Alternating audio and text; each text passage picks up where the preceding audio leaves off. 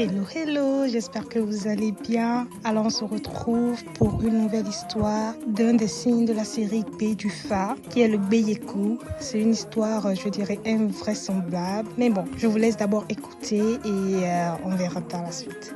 L'histoire se déroule au pays de Rumila, où deux chasseurs, Begbeto et Kubeto, décident de former une alliance pour maximiser leur prise de proie. Ils creusent une fosse piège et capturent des animaux qu'ils partagent en 2 parts égales conformément aux règles de leur pacte. Cependant, les prises deviennent de plus en plus rares et les deux chasseurs ont du mal à nourrir leur famille. Un jour, la fosse piège capture le chien flaireur de Kubeto. Ce dernier demande à Begbeto de laisser son chien vivant, mais Begbeto refuse, affirmant que la loi est la loi. Le chien est donc tranché en 2. Le lendemain, la fosse piège capture la femme enceinte de Begbeto, qui avait décidé de le pister pour vérifier s'il était infidèle.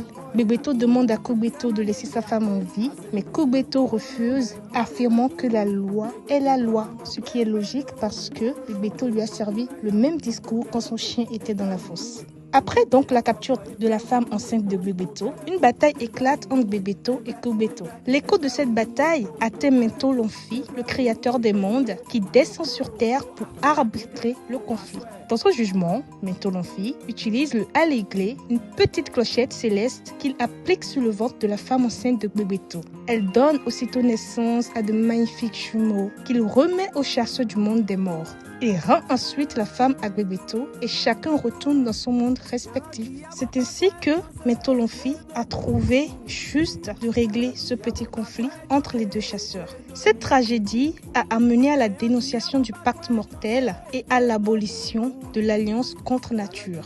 Begbeto étant le chasseur du monde des vivants et Kubeto le chasseur du monde des morts ne devaient pas normalement passer cette alliance-là parce que cette fosse piège était creusée au milieu des deux mondes. C'est clair qu'il devait forcément y avoir des disputes et des mésententes. Ainsi, Fa, observant la situation, déclara que les chasseurs des mondes des vivants et des morts ne pouvaient pas partager le même gibier sur la même planche à découper. C'est normal, c'est un peu comme dire qu'un homme est à moitié vivant, à moitié mort. Ça n'a pas de sens normalement. C'est pourquoi, pour symboliser ce principe, les Bokono utilisent souvent 2 figurines de terre appelées Voko, une feuille appelée Adomon et ensuite coupée en 2 et chaque personne prend un bout pour le placer sur une des figurines de terre. Une poule noire ou un mouton est immolé et sa tête est placée sur l'une des figurines de terre qui est ensuite déposée dans la forêt tandis que l'autre est placée chez le Tolega en guise de Kugyo. Vous vous rappelez de l'expression Kugyo, on l'avait utilisée précédemment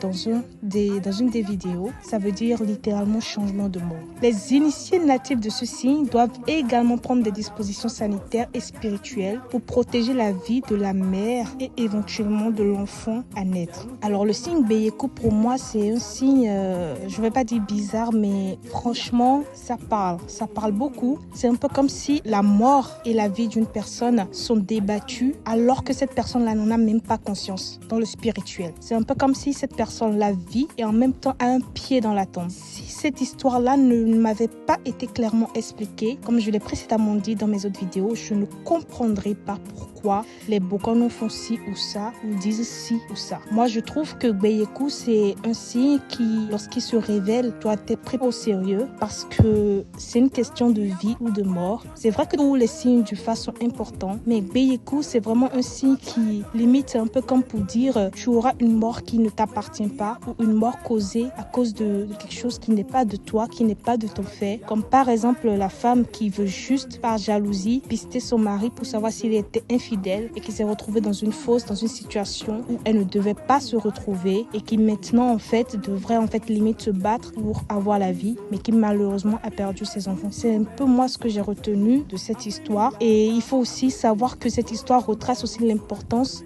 des lois, l'importance des pactes, la nécessité de comprendre les relations humaines. Et ça met aussi en avance les conséquences de la jalousie, de la rivalité, parce que si les deux chasseurs s'étaient entendus, si le premier avait respecté en fait le fait que le chien c'est quand même l'animal de compagnie du chasseur de nuit, il aurait décidé qu'on ne le tranche pas et ainsi, quand sa femme est tombée dans la fosse, l'autre aussi aurait décidé qu'on ne tranche pas sa femme. Elle met en avant aussi l'importance de la protection de la vie, en particulier des femmes enceintes et des femmes à naître. Il faut prendre des mesures sanitaires, spirituelles pour assurer la sécurité de la mère et de l'enfant à naître. Cette histoire rappelle aussi l'importance de la santé et de la sécurité de tous en fait. Donc voilà, j'espère que cette petite histoire sur le signe Beyekou vous a plu et à très vite pour de nouvelles histoires. Bye.